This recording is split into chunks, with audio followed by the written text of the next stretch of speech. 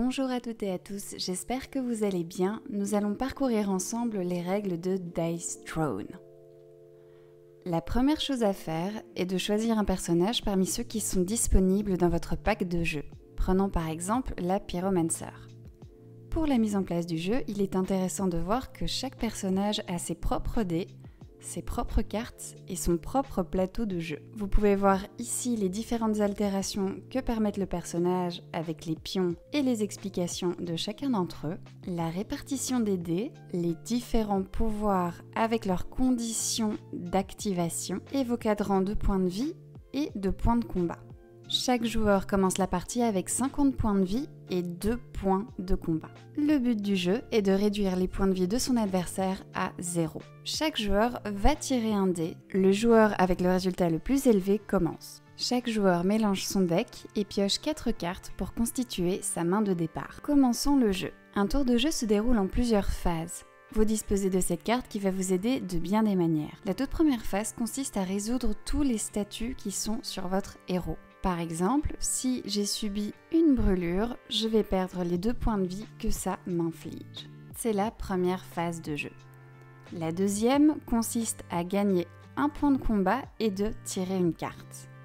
Attention, le premier à jouer n'a pas droit à cette phase-là pendant son premier tour de jeu. Nous arrivons à la troisième phase qui est la phase principale. Lors de cette phase, vous pouvez jouer une carte de votre main en payant son coût indiqué juste ici en point de combat. Vous avez 2 types de cartes. Vous avez les cartes actions qui sont symbolisées par des petites étoiles comme vous pouvez le voir juste ici et des cartes amélioration du héros qui sont elles symbolisées par la flèche que vous voyez juste ici. Les cartes amélioration du héros ne peuvent être jouées que pendant cette phase. Chose importante à savoir, il existe plusieurs niveaux d'amélioration pour une même capacité. Prenons pour exemple Pyroblast. Je peux l'améliorer au niveau 2 si j'ai assez de points de combat. Il est tout à fait possible de l'améliorer directement du niveau 1 au niveau 3. Si ma compétence est déjà niveau 2 et que je veux la faire passer niveau 3, il me faut payer la différence des points de combat. Donc ici j'ai déjà payé 2 points de combat pour l'améliorer au niveau 2. Pour le niveau 3, il m'en faut 3. Donc pour cet exemple, je fais 3 moins 2. Il ne me reste qu'un point de compétence à payer pour pouvoir améliorer ma compétence au niveau supérieur. En plus d'être différenciés par des symboles pour dire si ce sont des cartes d'action ou d'amélioration de héros, on peut les distinguer également par leur couleur. Celles-ci sont très importantes pour déterminer quand vous pouvez jouer les cartes en question. Les cartes amélioration de héros peuvent prendre 3 couleurs différentes. Les vertes représentent les améliorations de capacité défensive. Les blanches représentent les améliorations de capacité offensive. Et enfin les mauves représentent les améliorations de capacité passive. Parlons maintenant des cartes actions. Les cartes rouges sont des cartes dites d'interruption qui sont instantanées. Vous pouvez les jouer quand vous le voulez, même pendant le tour de votre adversaire. Une carte rouge ne peut pas être interrompue par une autre carte rouge. Si 2 joueurs décident simultanément de jouer une carte rouge, c'est le joueur actif qui a la priorité et donc son effet de carte s'appliquera. Si vous jouez à plus de 2 joueurs, la priorité se règle dans le sens des aiguilles d'une montre en partant du joueur actif. Les cartes bleues sont uniquement jouables lors des 2 phases principales. Remarquez que celles-ci sont inscrites en bleu pour vous aider à le retenir. On ne peut les jouer que pendant son propre tour.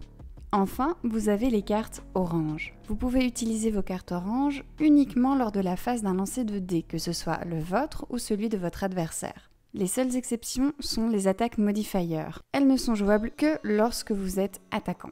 La carte d'aide peut également vous permettre de vous rappeler quelle couleur est utilisable à quelle phase grâce aux couleurs que prennent les différents titres. Les cartes bleues peuvent donc être jouées pendant la phase 3 et 7 et les cartes oranges seront jouées pendant la phase 4, 5 et 6. Les différentes couleurs de cartes qui représentent les améliorations de héros peuvent être jouées à la phase 3 et 7, tout comme les cartes bleues. Donc si nous revenons à notre troisième phase qui est une des 2 phases principales, nous pouvons donc dépenser les cartes rouges, bleues ou les améliorations de héros. Pour cela, il suffit de l'activer en payant son coût en points de combat et puis la défausser une fois que les effets ont été réalisés. Une autre option est de vendre vos cartes. Pour cela, il suffit de la placer dans la défausse. Chaque carte défaussée vous donne droit à un nouveau point de combat quelle que soit sa valeur à la base. D'ailleurs, si vous arrivez au bout de votre deck, il suffit de prendre votre défausse, de la mélanger et de l'utiliser à nouveau comme deck. Nous avons terminé la troisième phase, passons à la quatrième qui est la phase offensive.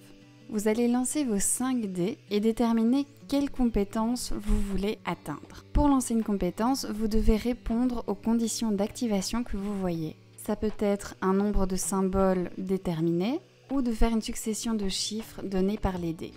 Mettons que pour cet exemple, je vise Lots Streak. Ma condition est donc de faire une petite suite, donc 4 chiffres qui se suivent. On peut lancer nos 5 dés jusqu'à 3 fois en choisissant quel dé garder ou relancer à chaque fois. J'ai déjà le 2, le 5 et le 4, donc ici il me reste 2 jets et bonne surprise, j'ai même une grande suite. Donc 1, 2, 3, 4, 5. Je peux donc choisir entre ma grande suite, ma petite suite ou même ma fireball avec 3 flammes. Une fois que vous avez décidé votre attaque, résolvez ces effets, que ce soit les dégâts, les soins, effets spéciaux, etc.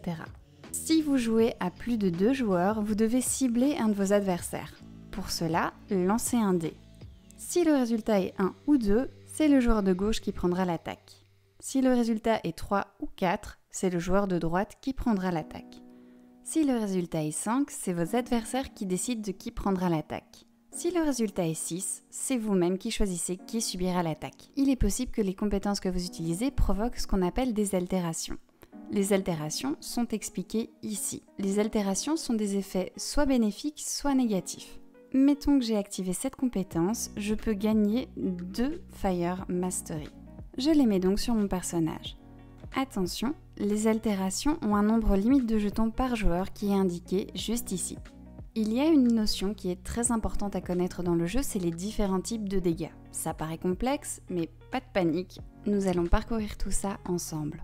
Nous avons tout d'abord des dégâts basiques, ils sont représentés par ces symboles noirs. Pour ce type de dégâts, l'adversaire pourra déclencher sa phase de défense, il pourra diminuer les dégâts ou les éviter à l'aide de tokens ou encore de cartes. Je peux augmenter les dégâts de cette attaque avec des cartes ou bien des tokens. Nous avons ensuite les dégâts dits imparables ou indéfendables, représentés comme ceci. Ce type de dégâts empêche l'adversaire d'utiliser son habilité de défense. Toutefois, il peut utiliser des cartes ou des tokens pour éviter ou diminuer les dégâts. Si vous augmentez les dégâts, ceux-ci seront aussi considérés comme indéfendables.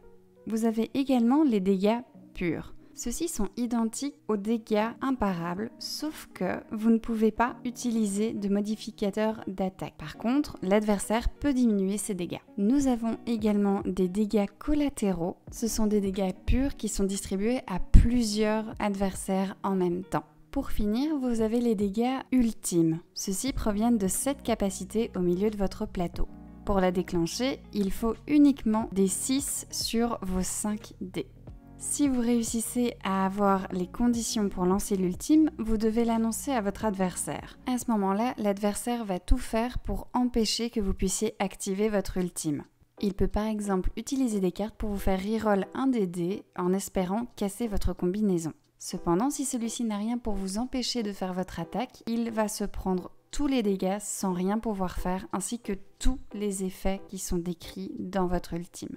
De plus, vous pouvez également augmenter les dégâts. Si vous n'avez pas fait de dégâts imparables, votre adversaire va pouvoir utiliser sa capacité défensive. Vous la trouvez en vert dans le coin inférieur droit de votre plateau de jeu. Vous n'avez droit de tirer qu'une seule fois le nombre de dés qui est indiqué ici. Comme vous pouvez le constater, ces chiffres peuvent varier d'un personnage à un autre, et il est même possible qu'un seul personnage ait 2 capacités défensives différentes, auquel cas le joueur doit choisir laquelle il va utiliser. Les jets de défense peuvent avoir différents effets tels que réduire des dégâts subis, infliger des dégâts à l'attaquant, appliquer des effets de statut ou encore déclencher des capacités spéciales. Sachez que dans Dice Throne, tous les arrondis se font au supérieur. Donc par exemple pour la capacité de l'elfe de la lune, ici vous arrondirez au supérieur. Une fois votre attaque lancée et que celui-ci s'est défendu, vous avez de nouveau une phase principale. Elle est identique à la 3e phase que vous avez déjà faite.